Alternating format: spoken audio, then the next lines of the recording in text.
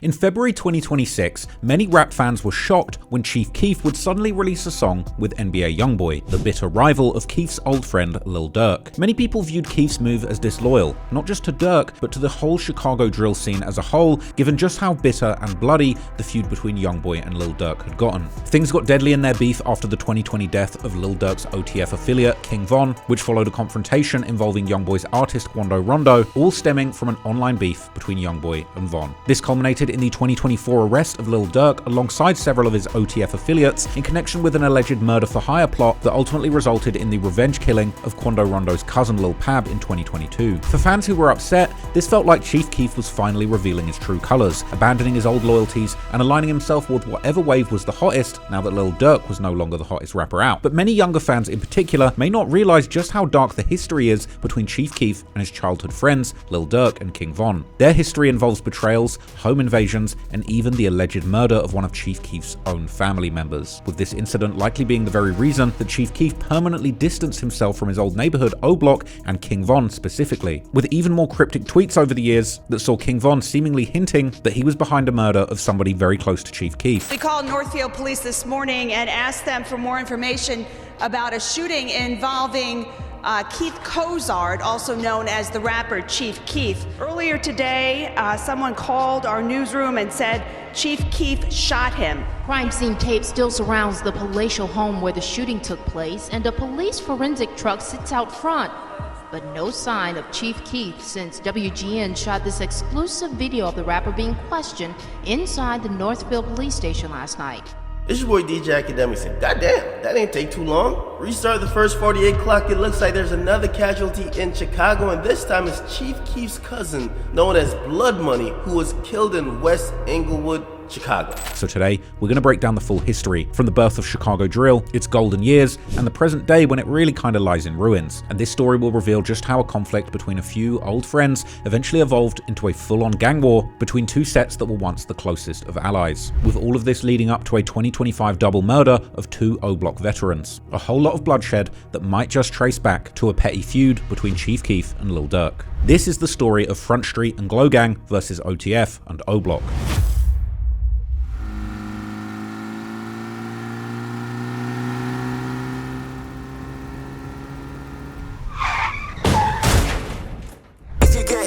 Truck, who you calling? If you get bit by a dog, who you calling? Only one law firm I trust, and it's Morgan & Morgan. Remember that name when you're falling. If you get hit by a truck, who you calling? If you get bit by a dog, who you calling? Only one law firm I trust, and it's Morgan & Morgan. Remember that name when you're falling. Got hurt on the job, and it wasn't your fault. Let Morgan & Morgan fight for results. 35 years running, they got the game in a choke. Hire them to go to battle, cause they're ready for the smoke. Over 30 bill, one for all their clients. America's largest personal injury law firm, they're giants. Over 1,000 lawyers, they can handle these assignments. And they're in all 50 states, ain't no way you ain't gonna find them. And not all law firms are built the same. Pick wrong and you might lose before you even start the game. Morgan & Morgan, don't forget the name. And their fee is absolutely free unless they go and win the case. Don't take a lowball insurance company's offer, cause Morgan & Morgan will go and fight for every dollar. Like this car wreck client from Orlando, Florida, who they helped get more than 20x what was offered up. If you get hit by a truck, who you calling? If you get bit by a dog, who you calling? Only one law firm I trust, and it's Morgan & Morgan. Remember that name when you're falling. If you get hit by a truck, who you calling? If you get bit by a dog, who you calling? Only one law firm I trust, and it's Morgan & Morgan. Remember that name when you're falling. So you can start your claim now with Morgan & Morgan at www.forthepeople.com/traplawross. Link in description, or you can scan the QR code on the screen now using your phone's camera. Thank you, Morgan & Morgan, and let's get back to the video. Content warning. This video is about a sensitive topic involving loss of life. We've removed any graphic content to comply with YouTube's guidelines. We aim to provide informative, factual journalism on a tragic event in the public interest that does not dismiss its seriousness. All clips are used under the doctrine of fair use for news reporting and analysis. Some points made in this video are opinions and theories. I am not responsible for third-party information. If you want to watch my videos uncut and extended, go to patreon.com/traplawross, where you can get those for just $2. Also, you can now watch my new drops on Spotify, so go search me there. Here's the video.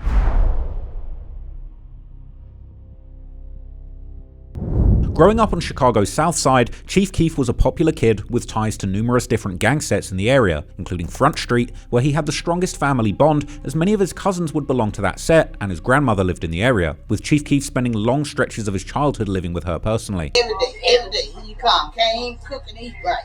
Here y'all come. Here y'all come. I don't know who gonna get famous for this. I don't know who gonna get famous for this. But I know one thing, when they make it, they leave. However, Chief Keef also had a very strong bond with O-Block, the infamous gang hailing from the Parkway Gardens housing projects where his mother lived, and a gang that Keef would become most associated with after his rap career took off, as he would frequently shout out O-Block the most, even dedicating full songs to the set. But beyond those two, there were also several other sets in the area that Chief Keef would frequently reference in his music and maintained close personal connections to, such as 600, which is located right next to Frontstreet, No Limit, or the NLMB, which is all the way on the east side, and of course Lamron from the Inglewood neighborhood, which is famously Lil Durk's gang. But while Keef was close with Lamron, when it comes to Keef and Durk's personal relationship, it seems like they were never really the closest of friends. Something that becomes obvious from how few times they would actually make cameos in each other's music videos during the come-up, let alone making songs together. Chief Keef would actually be more often seen with one of Durk's closest friends from his Lamron set, the rapper Lil Reese, who would of course famously be also featured in Chief Keef's breakthrough song, I Don't Like. Still, it's safe to say that Durk and Keef were certainly on good terms, with both also showing love to each other's crew that would ultimately become their respective brands and record labels, with Keef repping OTF or Only the Family, an alliance and music collective started by Lil Durk's Lamron set, while Durk would often show love to Chief Keef's GBE or the Glory Boys Entertainment crew, which at the time included numerous rappers like the already mentioned Lil Reese from Lamron, SD from a set known as Blackgate, Capo from NLMB, Ball Out from Lamron, Trey Savage from a set known as MTV, Gino Marley from Frontstreet, as well as several cousins of Keef's who all repped Frontstreet, including Fredo Santana, Tado, Just Glow, and Bloodmoney. OTF and GBE were so close at this point that for them, these two crews basically meant the same thing, as Durk and Lil Reese would rap in their 2012 song OTF. But then, during the summer of 2013, right as the hype around the Chicago drill movement had reached its peak, there would be a mysterious falling out between Keef and Durk, the real reason for this still being uncertain after all of these years. But what we do know is that back on the 5th of June 2013, just as Lil Durk's career was starting to gain real traction with his hit song This Ain't What You Want, releasing about a month earlier, Durk would run into trouble with the law when he was arrested and charged with unlawful use of a weapon, after police would apparently catch him with a stolen Glock. At the time, Chicago's local media would describe Durk as a rapper associated with Chief Keef, a label that showed just how much bigger Keef's name was back then, with Chief Keef basically being the most popular drill artist by a landslide at that time. But not long after the arrest, media reports revealed that Durk's lawyer had obtained an affidavit from a friend claiming ownership of the gun, a detail that would ultimately help Durk beat his case. At this time, Durk, who was still being referred to as Chief Keef crew rapper by the local NBC Chicago 5 News, was ultimately given a bail of $100,000, which Durk needed to pay 10% of, or $10,000 to get out. As the story goes, although Durk had signed a deal with Def Jam over 1 year before this in April 2012, the money from that deal hadn't come through yet, something Durk's lawyer would claim during a bail hearing. So Durk would apparently go to Chief Keef to ask for the money, but instead of giving it to Durk, Keef would apparently allegedly buy a four-wheeler and later boast about it on social media just to rub it in. Then on the 13th of June, while Durk was still locked up in jail, Chief Keef would suddenly decide to make an odd tweet, informing his fans that he was seemingly not affiliated with OTF anymore, but that he was now repping OTG, or Only the Glow, a reference to his Glory Boys Entertainment group, and low-key a little bit of a sneak diss towards Durk's OTF. The following day, after Chief Keef's questionable tweet, it was reported that Durk would finally post his bail on June the 19th, but it would still end up taking about a month before he was actually released. Durk would announce being back home on Twitter with a peculiar line, telling how he was back while asking if you missed him or if you didn't care. This line actually being lifted from Chief Keef's First Day Out song that he had dropped after being released from juvie himself back in March 2013. In that context, it definitely makes the tweet from Durk look like a subtle diss towards Keef. But following Lil Durk's release, Chief Keef would also keep throwing shade at Lil Durk's OTF crew, eventually causing OTF members to respond with some very harsh words. As Durk's OTF affiliate, Chief Wook, would begin posting explicit disses towards Keef on Twitter, accusing him of not being a stand-up friend and failing to help someone who needed bail money, despite having just signed a $6 million record deal. However, when Lil Durk was later asked in an interview why no one bailed him out, including French Montana, whose Coke Boys imprint Durk was repping at the time, Durk would respond that money wasn't the issue and that he could have bailed himself out, but because he was facing a parole violation, he wasn't eligible for release until the end of July. Wants to know, how come French didn't bail you out? Well, I can bail myself out. Right.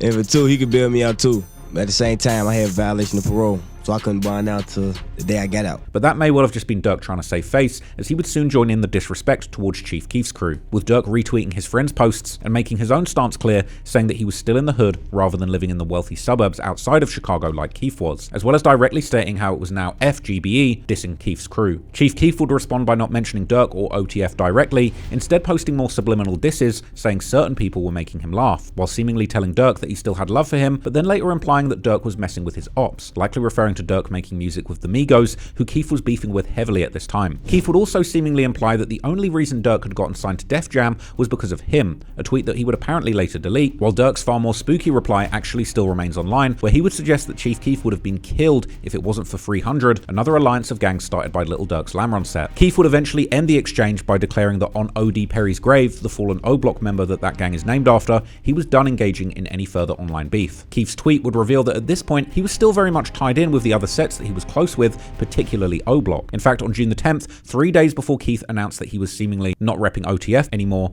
his friend from O-Block, an older member called Boss Top, would release his first music video for a song titled 30 Choppers, which ironically featured none other than Lil Durk. Keef can be seen walking through O-Block, something that had already become rare at this point, as Chicago police had reportedly banned him from returning to his old neighborhood due to his fame and the chaos that his presence would attract. And while Boss Top had just done a song with Durk, even after Keef would have a falling out with Durk, he would keep shouting out Boss Top on his Twitter, while announcing that he was repping nothing else other than O-Block and how he has a squad full of killers, before throwing more shade at Durk, saying how he used to be a brick, a derogatory term for a GD, or gangster disciple, as Durk's father was a notorious GD who had allegedly worked directly under its founder Larry Hoover. But Durk's OTF crew generally identify as BD or Black Disciple like the rest of the O-Block gang. But anyway, from here, Durk would fire back with disses of his own, even mocking Keef for allegedly breaking down in court in January 2013 when he was sentenced to 60 days in juvenile detention. Meanwhile, Chief Keef would continue to promote the music of Boss Top, dropping a trailer for their upcoming collaboration, a song and music video titled Gunja. By August, it appeared that the tension between Chief Keef and Lil Durk had temporarily cooled off, at least according to Durk,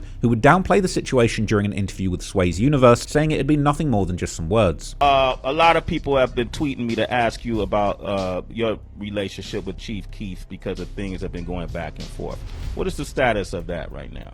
It was just a little bit of words. It ain't nothing major though. Yeah, ain't nothing major? No, ain't nothing major. It ain't nothing that's gonna grow or... Nah. Have y'all communicated since then? Have y'all... Yeah, we had a little few words to be on some, man. We cooling right now, so... Yeah. So I respected that. We respect each other. We got love for each other, so...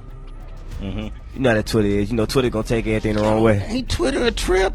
But unfortunately, Chief Keef would keep tweeting subliminal jabs, like trolling Durk with a four-wheeler purchase, as well as announcing that he was still affiliated with several Black Disciple sets and alliances besides O-Block, including Blackgate, 300 and 600, but notably leaving OTF out of his list. Durk, on the other hand, would seemingly respond to Keef by throwing his own subliminals, as he would tweet how he was all about the bike life, not four-wheelers. But fortunately, the feud between Keef and Durk would remain confined to the internet, and it may have even benefited both of their careers, particularly Lil Durk's, who at the time was still a far less established artist than Chief Keef. But things were about to take a darker turn for Keef, as the following month a tragedy occurred that allegedly led to a fallout between him and his own set of O-Block. On the 2nd of September 2013, one of the most respected members of O-Block, and you could even say one of their unofficial leaders, a member called J Money or J Munna, real name Jerome Wood, was fatally shot in the Woodlawn neighborhood, allegedly backdoored by a woman and killed by a member of the rival STL EBT set. The loss of J Money was a huge blow to O-Block, and they would begin to call their set GBMG, or Glowboy's Munna Gang, in his honor. J Money had also been close with Chief Keef personally, and could often be seen repping his Glory Boys merch. However, after J Money's death, it wasn't Chief Keef who was paying homage, but it was actually Lil Durk, who would make numerous posts about J Money, whereas Chief Keef would seemingly be strangely quiet about the matter, perhaps too busy touring the country with his friends from the Glory Boys crew. Apparently, Chief Keef wouldn't even show up at J Money's funeral, which was packed with a large crowd, including Lil Durk himself, who was photographed there wearing an RIP J Money shirt. This being despite indications that Chief Keef might have been back in Chicago at the time of the funeral. So this was a bad look, but I think you gotta give Chief Keef some grace here. After all, at this point he was already a national and international superstar, and him showing up to an already packed funeral in the middle of the hood would have likely caused major chaos, not to mention a security concern, especially given how many funerals are already commonly shot up in Chicago those days. Nevertheless, some believe that this actually marked the beginning of the end for Chief Keef's relationship with O-Block, as members in his old circle began to feel he wasn't paying enough attention to them after his rise to fame, with Boss Top making a wild tweet atting Chief Keef and saying that he knows he saw his text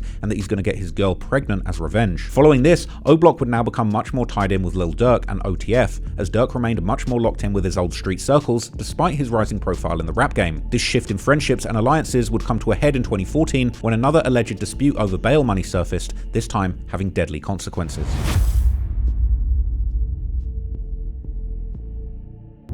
Heading into 2014, Chief Keef would officially change his crew and label name to Glow Gang, and the former GBE or Glory Boys Entertainment would stop existing. This would also cause some changes in the crew's composition, as Chief Keef's cousin Fredo Santana would go on to start his own record label called Savage Squad Records, joined by guys like Gino Marley, while Keef would also eventually have a falling out with his friend SD. But despite the change of name and the lineup of the crew, it was obvious that the beef between Durk's OTF and Chief Keef's Glow Gang was still simmering, and in January of 2014, Glow Gang member Ball Out reignited tensions in a major way by posting a diss aimed at Lil Durk and OTF on Facebook, calling the whole crew. Meanwhile, the friendship between Glow Gang and O Block was still going strong, at least on the surface, but deep down, cracks begun to show. One example is a story told by Tay Capone from the 600 set, who would often go to Chief Keef's mansion around this time, joined by members from other sets like O Block. During one of these trips, he reportedly witnessed tension forming between O Block member Boss Top and Chief Keef's cousin Bloodmoney, as according to Tay, Bloodmoney had lent Boss Top a watch, which Boss Top allegedly tried to keep for himself. Bloodmoney had let Top see a watch, folks. This when we all dirty. This was Sosa and them first getting on. We first going up north to folks' crib. Man, Bloodmoney to let folks wear his watch on BD. Like, let folks wear a watch to do whatever. I don't know, folks, on BD. On Steve. Folks, get on them. I know, no, we pull up the folks' crib. We in a Vino. Folks used to be picking us up in these like big black van on King David. We in a Vino, folks. We pull up to we in the driveway. All the guys getting out. I'm like the last one, before the last, top the last one. I'm finna get out, folks. So Bloodmoney already out. He didn't ride with us. He pulling up in his own traffic, folks. On Steve Gray. He pull up, he see Top in a van. Top don't even get a chance to get out. I didn't even get a chance to get out yet. Folks walk clean up to the van. Peek in a van door. He slapped the door like, hey, folks, where my watch at? I swear to God, I'm gonna be 100 with y'all. Top seen Blood pull up, folks. He had the watch on. He tell me, like, folks, he take the watch off, put it in his pocket on my son's life. He take it off, put it in his pocket. He is ass from me. Ooh. He take the watch out, put it in his pocket on my son's life. I could drop dead right now. He put it in his pocket. Right before Blood walk up to the Vino on Steve. Blood walk right up to the Vino. What my watch? Ooh. Folks, mercy, man. Oh, I left that. I'm just like, I didn't never say nothing. I'm listening to the dialogue, folks, and I'm just so hurt and shocked in my head, like, my head getting fucked up, folks, because I just seen you take this off and slide it in your pocket, and you just said, oh, he finna walk up talking about this watch.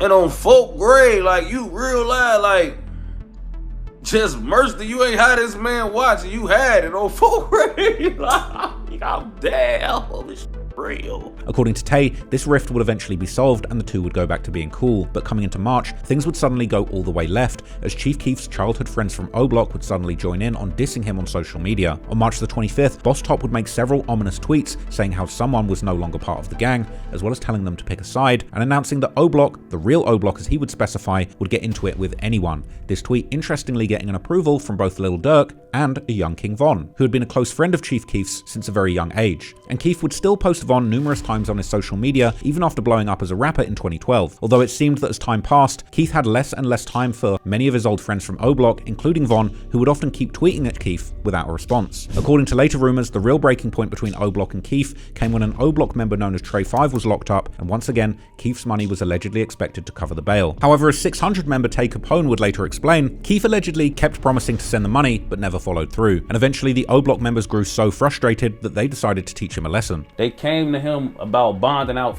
5.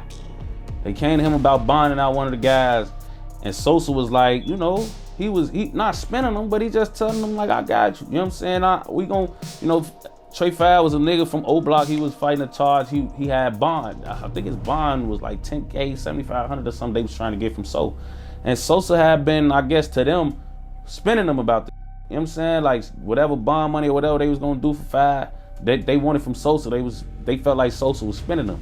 So they felt like they gave him enough time to act on what the situation or whatever, and then once they felt like he was just gonna keep spinning them or lying to him, they felt like they had enough time, or they felt like they had enough aggression built up from the situation to just act. You know. Sometime during the late night and early morning following Boss Top's ominous tweets, there would be a shooting at Chief Keef's manager's house, which would leave one person injured. So Chief Keef got mixed up in a shooting near Chicago, and his Instagram account does not help him at all.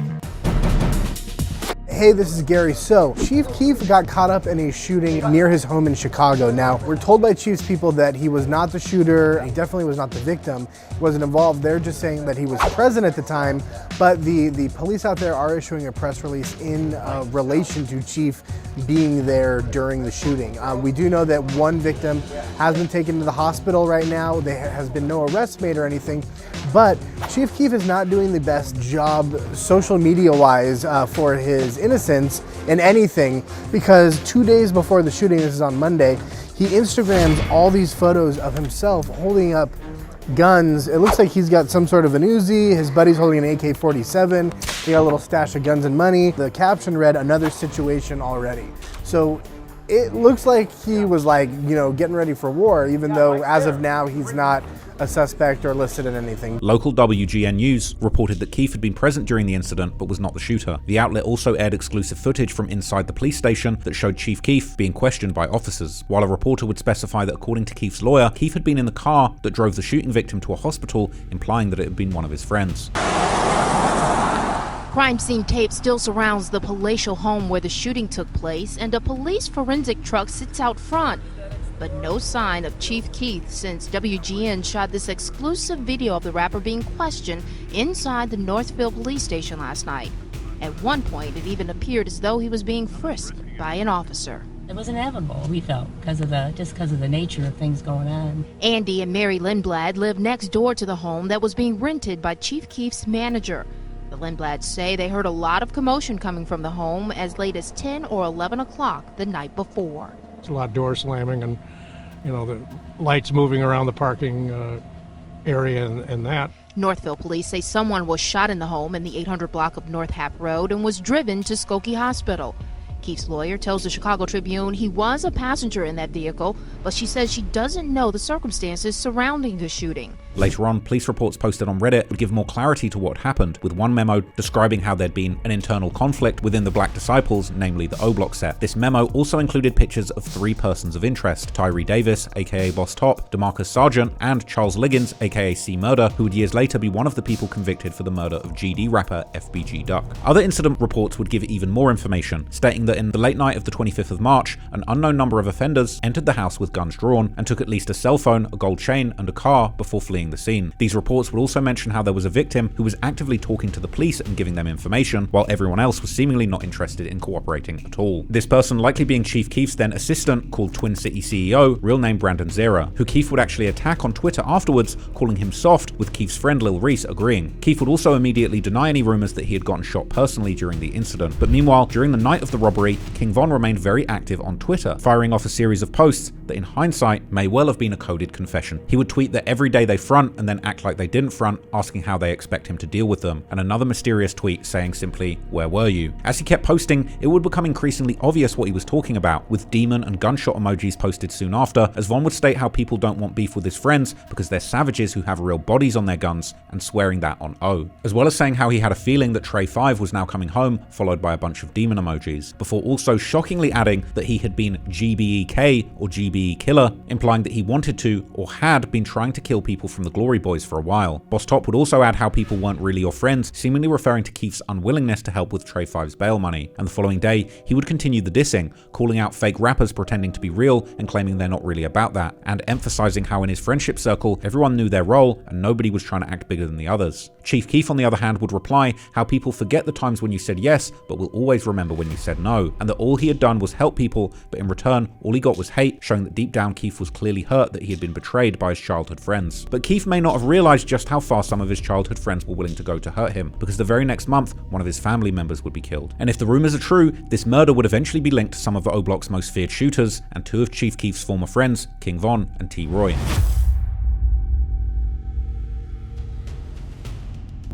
In 2014, a person affiliated with Chief Keef's Glow Gang crew would begin to get some major push for his career, this being Chief Keef's cousin, known as Blood Money or Big Glow, real name Mario Hess. In March 2014, Blood Money would get an important boost for his career as he featured on Keef's comeback single F Rehab, which he would release after literally completing a court-ordered rehab in California. After this, Blood Money reportedly signed a major deal in Los Angeles, likely as an artist under Chief Keef's Glow Gang imprint, which operated under Interscope, and following the signing, he returned to Chicago to spend some well-earned time with his family. But then, on the 9th of April 2014, at around 9:30 p.m, Blood Money was outside with his cousin on the 5600 block of South Elizabeth Street on the west side of Chicago, when someone would open fire on them, injuring the cousin and killing Blood Money. The killing was covered by DJ Academics in his War in Chirac series, presented in the provocative style that made him infamous in Chicago.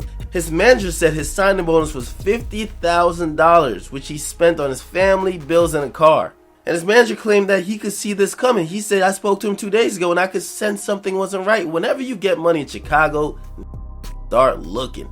Other don't have money and are broke, and Blood Money was flashing 10 grand and other are looking to stick him up. Well, duh, if you are in Chicago of all places and you're flashing money around a broke bunch of yes, they will try to rob you. At this point, I'm wondering who's writing the script for Chicago's version of The Wire. I mean, it's getting all too real. I mean, who's Omar that's taking all these damn bodies? Who's Marlo and who is Avon? You look like everybody's either shooters or muscles. Nobody moving weight. Everybody's either a Weebay or Chris or a Snoop or a Slim Charles. Everybody's just doing goon. Later on, there would be all kinds of theories about exactly who was behind this murder. One of the popular suspects was a set known as MOB, known for rappers like FBG Duck's good friend Ruger. This theory seemed to be supported by the fact that after Blood Money's death, Chief Keef would record a song titled Can't Wait, where he would rep the Frontstreet set heavily before dissing MOB and their dead member named Junebug. This is noteworthy because while Keef would popularize the trend in drill of dissing dead ops, often by mentioning things like Smoking Tuka, the dead 15-year-old from the STL EBT set, Chief Keef would actually quite rarely diss dead people by name other than Tuka, indicating that there was clearly something about MOB at this point in time that had really set him off. However, another theory that circulated would claim that Blood Money had actually been backdoored by a longtime friend, supposedly over an argument about money, a version of events that came up in comments his family made to local news outlets about jealousy being behind the murder. This morning, police are still looking for the suspect who opened fire on Mario Hess, also known in the hip-hop community as Blood Money. His family says he just received a pretty large sum of money, and they believe that made him a target. Around 9:30 last night, relatives say Mario Hess was standing outside of his aunt's home on the 5600 block of South Elizabeth when a man approached and opened fire, hitting Hess at least 10 times in the stomach.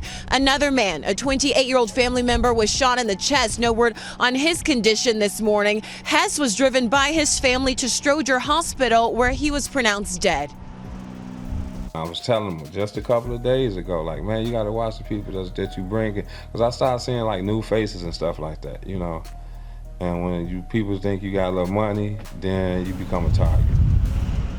Well, according to his manager, Hess he just signed a record deal by Interscope Records about 2 weeks ago, and he was excited about releasing an album. He collaborated with his cousin, rapper Chief Keef, on some project and was about to drive to a recording studio to work on some music before he was shot. However, early on, there were also some signs that Blood Money's death could be connected to Chief Keef's beef with his old friends from O-Block. Because while Boss Top would seemingly provide an indirect tribute to Blood Money following his passing, there would also interestingly be a party at O-Block the very next night following the murder, which guys like King Von would promote on Twitter, with one O-Block affiliate interestingly specifying how this was about the real O-Block, much like Boss Top had mentioned before when beefing with Chief Keef. King Von would also make some other highly suspect tweets in the following days, like one simply saying how the truth gonna hurt you, and another saying how people wouldn't even believe the things that he does, so he's not gonna tell them. He would also post his old mugshot, together with a caption saying how they should have never let him out because they had freed a menace, as well as referencing Durk's OTF crew, saying how it was only the family in his eyes and people can't divide them, which certainly seemed like another sneak diss towards Keef. During this period, Boss Top would also publicly praise Von as a savage and turn up, adding the hashtag Stretch Gang, which was another alias for O-Block, although it also doubled as street slang for stretching your ops or killing them. Chief Keef, on the other hand, would pay tribute to his cousin by starting a new name for his crew, the Blood Gang, which would eventually be adopted by members of Frontstreet, the hood that Blood Money was from,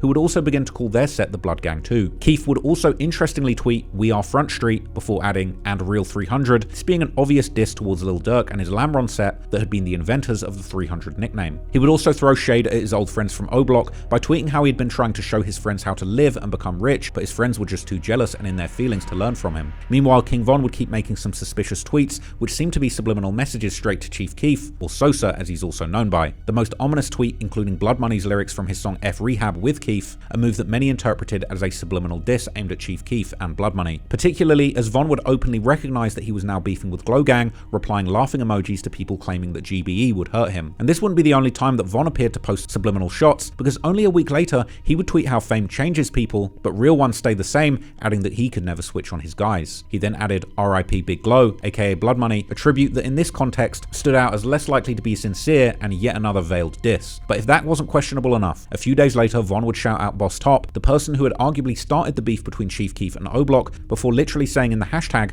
how he was killing people for him. All these tweets were clearly suspicious and seemed to point towards O Block and King Von personally having something to do with Blood Money's murder. But the real bombshell would come years later, when the former O Block member J Hood would claim during an interview with Fuchsia's TV that King Von and T Roy were without a doubt the people responsible for killing Blood Money. He would also interestingly describe them as followers, implying that the hit may have been carried out on someone else's order, a suggestion that many interpreted as pointing towards Boss Top. What about Blood Money, bro? Did you know Blood Money? I used to see Big Blood around when I used to slide to the front. Yeah. I mean, with his situation, with him being killed and shit, people said it was KI.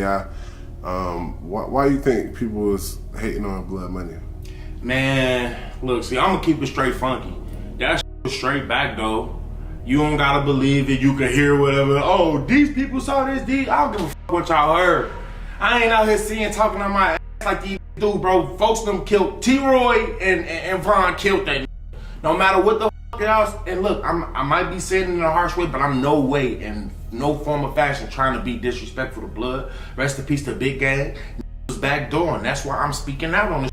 I don't know nothing. Frontstreet know what's up. They know that it's been some going on for years but now. T-Roy and Chief Keef was cool. Why would T-Roy kill Chief Keef's cousin though? We can't even get to all the main logistics of it, but we just gonna say his followers. T-Roy and Von was who they was, but that don't mean that them was, like them listen to people. Like if the followers, that's all it ever be. They was followers. T-Roy and Von was followers. Who they follow? I don't know. Y'all answer that yourself. J Hood is definitely someone who was at least in a position to know information like this, as he used to be with King Von and T-Roy all the time back when this murder happened. But in online spaces like Reddit, this claim has split people in the middle, with some convinced that they were indeed behind the hit, while others are absolutely convinced that this is nothing more than just a conspiracy theory, pointing out how Blood Money's own family have claimed that his killer was already dead back in 2015. But even if the real killer may forever remain unknown, the feud between Chief Keef, O Block, and Lil Durk's OTF continued to escalate online even after Chief Keef would make the smartest decision of his life and move away from Chicago. One of the key figures in the beef remained King Von, who continued his conflicted messages by blending what seemed to be moments of admiration for Chief Keef along with outright disses. For example, he would often post lyrics to Chief Keef's songs, making it seem like he was an actual fan of the music, while at the same time posting explicit disses, like pointing out that Boss Top had taken Keef's chain, while a member named OJ from Lil Durk's Lamron set had allegedly taken a chain from Keef's Glow Gang associate Capo, and saying that now Von was also going to take a chain from someone associated with Keef. And yet only a few hours later, Von was back on Twitter, this time saying that even though things weren't right, he still wasn't going to speak badly about Keef, a comment that seemed to reference their long-standing childhood friendship. But with Von, it was impossible to know how much of what he said was meant sincerely and what was just trolling. A few days later, on the 10th of June, news media would report how Keef had been evicted from his Highland Park mansion in the northern suburbs of Chicago over unpaid rent. This brought an end to his time in Chicago, as he would ultimately decide to leave the city behind for good, relocating to Los Angeles, where TMZ would actually catch him to ask him about the recent eviction. Something that Keef would give a prophetic answer to, saying that one day he was going to behave like a grown-up and stop being bad. They say you owe like $11,000 in rent. I don't know what they talking about. your landlord. I don't know if I owe or not. What's that? you don't keep track like. I don't give a neither. Oh, you don't care. Yeah, like no, so why'd they evict you, bro? Like why? They say they don't want me around. They don't want me in the neighborhood, man. I'm too bad. I guess I'm a bad little young boy. I gotta grow. You're a bad influence. Like did you have a fight? One day it's gonna be okay. One day I'm gonna be a grown man. You are a grown man. No I'm a grown man, but one day I'm gonna be growner than this, and I ain't gonna be bad no more. I ain't gonna be a bad little. Meanwhile, members of Lil Durk's Lamron set would send a message to Keef that if he ever came back to Chicago, he would get robbed again. We catch Sosa and ball out, we rob y'all. Y'all better not come back. You can't tell them. Y'all talking about? Ain't got no. I want they change, bro. You can take it right up off. But they changed, fake, bro. But while Chief Keef was now out of Chicago and harm's way, he would keep engaging in beef with his old friends from O Block, as well as with Lil Durk, who would let his stance be known in his June 2014 song 0 to 300, where Durk rapped how he had heard a rapper close to him had gotten their chain stolen and that they're trying to pay his friend Boss Top to get it back, this being an obvious diss towards Keef. Boss Top himself, on the other hand, would keep taunting Keef on social media by tweeting how he was now called Chief Top and that he had taken the Chief name from Keef. Keef would respond only minutes later, calling Boss Top his ex-adopted son and saying that he needed to stop talking to his pops disrespectfully, implying that he was his dad, before firing off several more tweets where he would essentially call Boss Top broke, and Chief would then decide to go all in, listing all of the items that his old friends had allegedly stolen from him, this list being incredibly long, including everything from Chief Keef's daughter's clothes to designer drip and jewelry. These tweets caused DJ Academics to hilariously popularize a new nickname for Boss Top, the Diaper Bandit. If a is stealing deodorant and detergent, he goddamn well needs it. I mean, listen, once is on the prowl for Similac, diapers, hygiene products, you can't be on a song claiming since you were young and you've been a no, it doesn't work like that. No, time out. No, that's not how it works here. That person you just heard speak was Boss Top. Now, some people call him the Diaper Bandit and some even call him Baroque Top. Now, the label stuck, and even years later, fans would still be arguing over whether Boss Top had really stolen diapers from Keef, with some even pulling up the police reports in an attempt to prove that no diapers were actually ever taken. Keef would also respond on Wax in a song titled 0 to 250, a play on Durk's 0 to 300 song, where he would diss Durk by questioning the name Only the Family, or OTF, by noting how Durk and O Block had crossed him, even though he had been part of the crew and family, while also adding that he still had OTF tatted on him, but he was now just Glow Gang. Chief Keef would also diss Boss Top once again, bringing up the fact that he had allegedly stolen his daughter's clothes, and the back and forth would continue in July, when Keef would once again go in on Boss Top, this time calling him by his government name, while claiming that the home invasion had happened when Chief Keef had been in court, even posting pictures on Instagram of the stuff that Boss Top had allegedly stolen from him. Boss Top would later respond to this, claiming that not only had Keef been present when the robbery had taken place, but also several other big names in drill were allegedly there too, like Lil Reese, Herb aka G Herbo, as well as other Glow Gang members like Tato and Capo. And gang! So I broke in your crib.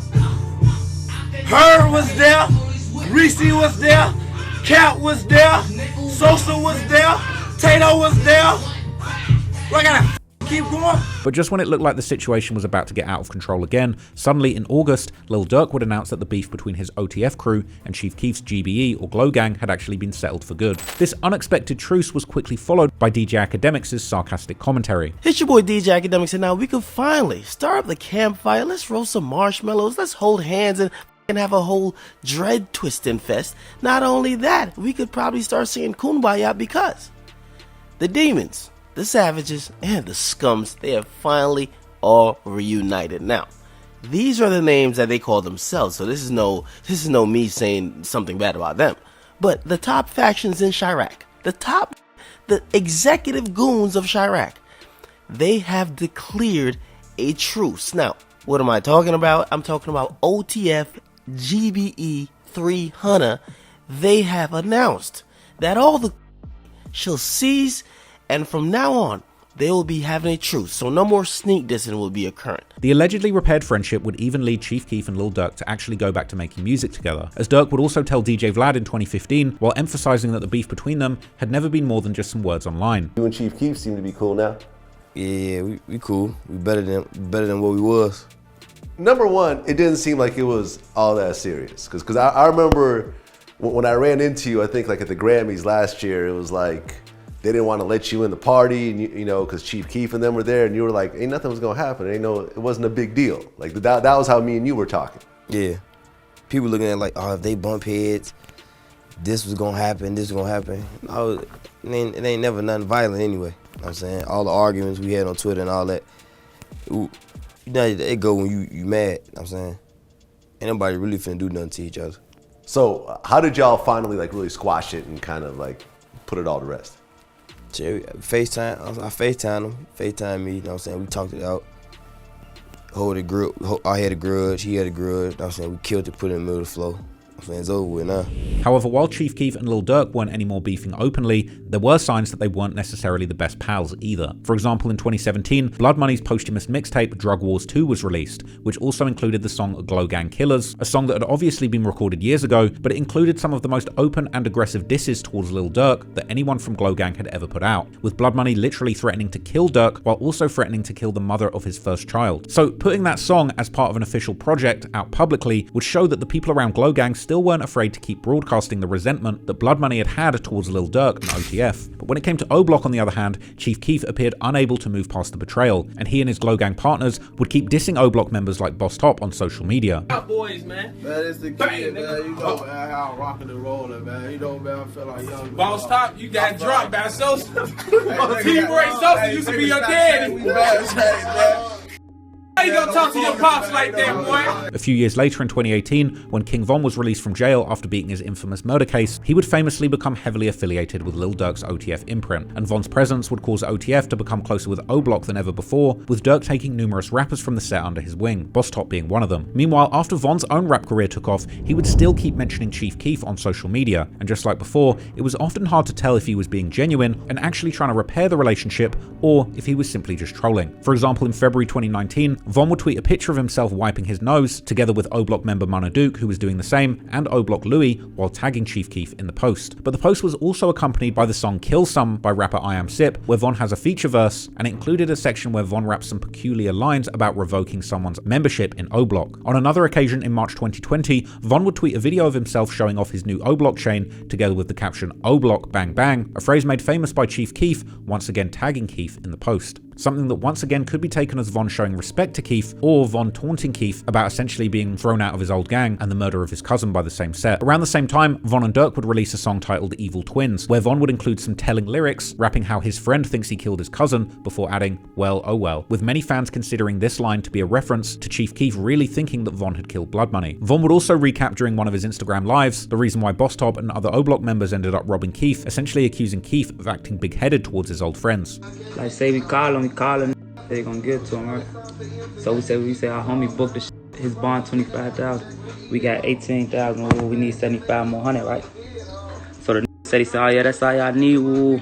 I just spent that on shoes. Ooh. We right. Why you say it like that though? Now we call him again like a week later or something. Damn, what's up with that money, gang? Like, oh, you know, we trying to get folks out. Vaughn. Yeah, how much y'all need? We need 7,500. Ooh. This is a minute ago. I cannot tell. So now I get that.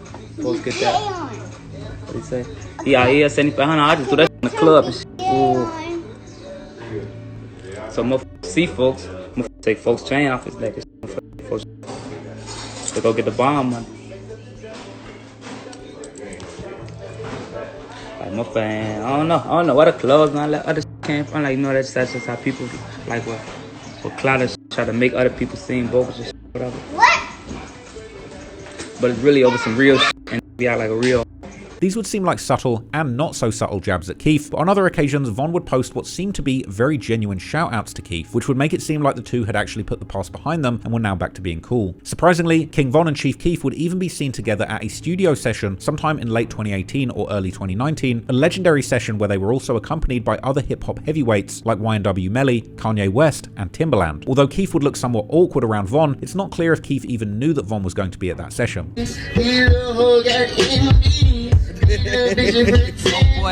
Oh boy. So look, bitch.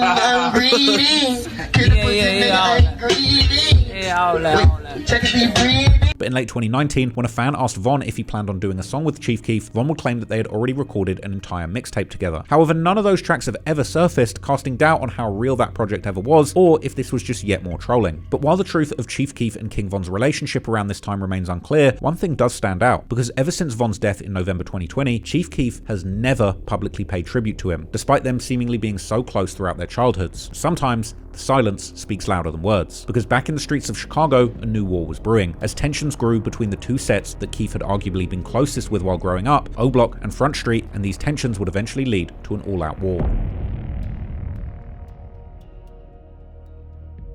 According to online rumors, the roots of the fallout between O Block and Frontstreet trace all the way back to 2017, when an 11-year-old girl named Takia Holmes was tragically killed by a stray bullet. According to online theories, the shooting happened while O Block members were shooting a music video when individuals from a rival set known as Taekwon World allegedly arrived at the scene and opened fire. This caused an O Block member to allegedly return fire, and in the exchange, Takia was tragically struck. That same O Block member would later allegedly cooperate with the authorities against another member of the set, resulting in him being cast out of the set and later being fully embraced by Frontstreet, where he had family connections. Now, whether this rumor is true is uncertain, but eventually the tensions would become obvious as the younger generation of O Block, particularly a member named Big Woney, would attack Frontstreet on Facebook, claiming that they were broke and snitches. In the comment section, an argument broke out between O Block members and Blood Money's son, Lil Blood, suggesting that there were numerous reasons behind the new beef between O Block and Frontstreet, including disputes over women. Woney would be seen dissing Blood Money on socials and saying that they sip a lot of blood and shoot up a lot of clubs, even taking this diss into his music too, which would back up rumors that O Block had been behind the murder of Blood Money, and that the rumors about their involvement may have also contributed to the growing tensions between these two sets. From here, the beef between these two former friends would get worse, especially for the newer generation carrying the torch.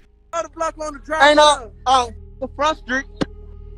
What the f is the Frontstreet? I'm saying like, cause we be sipping on blood while we on the front line. It says. They stink. Yeah, the stink. Pull up, Jado. Now what? Pull up. Pull up. What you say, fool? Oh, blood, you know that. During one recorded phone call, Frontstreet members would even admit that they had shot the O Block youngster Big Woney, who would fortunately end up surviving. Yeah, I did something to Frontstreet. Oh my God, yeah, I'm finna get off this shit. Woney, on Jado, you did something else since we've been in tour with y'all. Y'all been in tour with us since I've been in jail, gang. You lying, gang. We got in tour with you and your fat got shot. You went to jail like 2 years later. Why you try to lie and say that ain't happened too? Kick him out. There have also been some rumors that members from both camps were killed as part of the feud as early as the 2020s, but to this day, these murders aren't confirmed to be as part of the war. In the middle of this escalating beef, a song from Chief Keef would be leaked online, which many took as a diss aimed at O Block members like Boss Top and King Von. As Keef had mentioned someone who had gotten punched in the face by his cousin and choked by his cousin, these both being possible references to Boss Top and his fight with Blood Money over the stolen watch. Keef would also add how he hopes that someone dies out of town like their bro, which seemed to be an obvious reference to how King Von had lost his life in Atlanta. Interestingly, around the same time, Keef would also begin dating King Von's sister, Kayla B, who would end up arguing over these lyrics with fans who were claiming that Keef was dissing her brother, which Kayla would deny. But whether Chief Keef was dissing King Von or not, his decision to pursue Von's sister, despite likely having countless other options, was viewed by many as a form of disrespect. Also in 2024, Keef would make his return to Chicago after being gone for a decade, as he would headline the final day of Lyrical Lemonade's Summer Smash Festival. There was a lot of talk leading up to the performance about whether Keef was going to return to his old stomping grounds at O Block, but while Keef was seemingly quickly in and out of the city while moving with military precision, his Glow Gang associate Tado would return to the neighborhood and even filmed a vlog on Frontstreet with Word from the Trenches YouTube channel, making it clear where Glow Gang's loyalties were aligned. So where we at, man? You know the we at, man. We live at the building. Frontstreet, this our man. Lil Boss, GB Tato, RP the Big Boss, RP Bloods. Need to catch a slug. We outside. We everywhere they never done. We coming, man. Put the guns down, but keep them on y'all, folks. This out pushing peaceful, but for we pushing heat, yo, play your play it. Yo, gonna get put in that suitcase on folks them grade. They gonna find your bodies in other states. We gonna put your in the car, get your dropped off. Get your hold your up like this, folks, and put your in the suitcase. You play, they gonna find your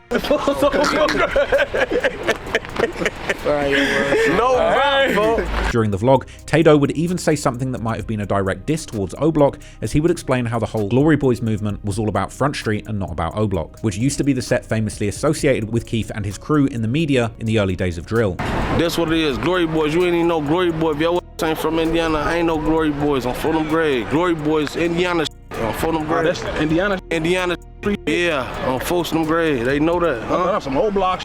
Nah. I thought it was Nah. Glory Boy, really? This us. This from the one. On Folsom Grade, from the 6,000 to right here to the Dipset to the building. Dipset. When we was shorty, we was baby Dipset. Fredo coming out, bandanas and shit.